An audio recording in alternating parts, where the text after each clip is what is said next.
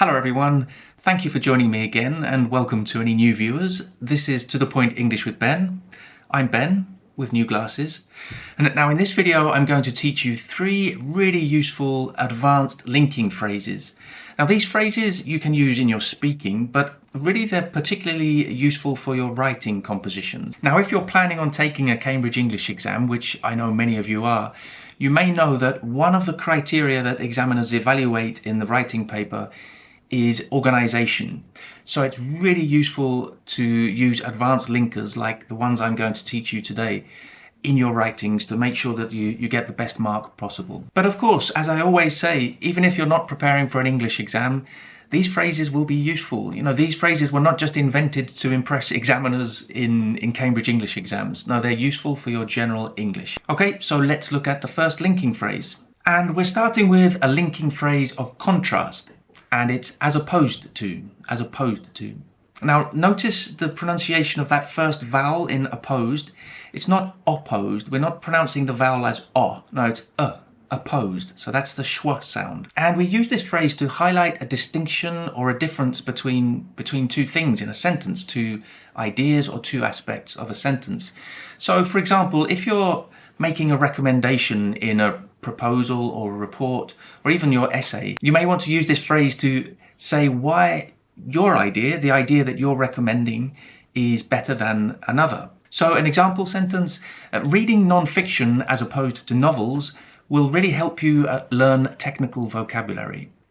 So what we're saying here is that you have two possibilities. You can read non-fiction or novels, but what I really want to highlight here is that reading non-fiction will help you learn technical vocabulary, but I'm contrasting that with novels, with reading novels. So reading non-fiction as opposed to novels will help you learn technical vocabulary. Now we could simply say reading non-fiction is better than novels for learning technical vocabulary.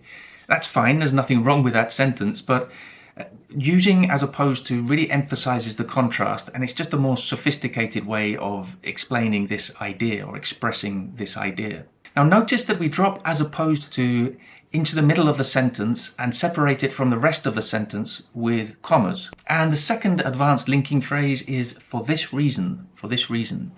Now what we're saying when we use for this reason is basically because of what I have just said. X is true or X will happen. And we put it at the beginning of the sentence because we're referring back to something that was mentioned in the previous sentence. So let's look at an example. So reading is the best way to learn new vocabulary. For this reason, it's a good idea to read regularly and from a variety of sources. So as you can see in the second sentence, for this reason is referring back to what was mentioned in the previous sentence. So giving more information about what was already mentioned. But again, using an advanced linker, in this case for this reason, just a bit more sophisticated, a bit more advanced, and will impress the examiners more. Let's look at another example with for this reason. It's easy to lose track of time when viewing social media. For this reason, many people are deleting their accounts. So yeah, we all probably waste a bit of time on social media apps, don't we? So for this reason, because of this, many people are deleting their accounts, their social media accounts. So it's a nice sophisticated way of expressing that idea. Now you should be careful and make sure you include a comma. You put a comma after this phrase. It's an introductory phrase, so it needs a comma to separate it from the rest of the sentence. Again, punctuation is very important in your writing and it is evaluated in the Cambridge English exams. Okay, but let's move on to the third linking phrase, which is in the sense that. And we use this to explain a particular way in which something is true.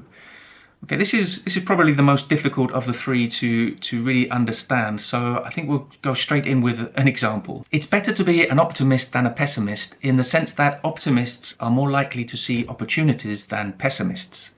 It's almost a tongue twister to say, wasn't it? But yeah, you can see how we've used in the sense that in this sentence to highlight that one of the many possible ways that it's better to be an optimist is that they're more likely to see opportunities. So in the sense that they are likely to see more opportunities. So this is useful when you want to make a recommendation and you want to explain why you think your recommendation is good. So rather than just saying because, you could use in the sense that to really use a more sophisticated structure. Okay, so there you have your 3 advanced linking phrases, which will be really useful for your writings. As I said, you can use them in your speaking, but they are quite formal, so be careful. And if you need more help with your writings, check out this video here where I share some really useful tips.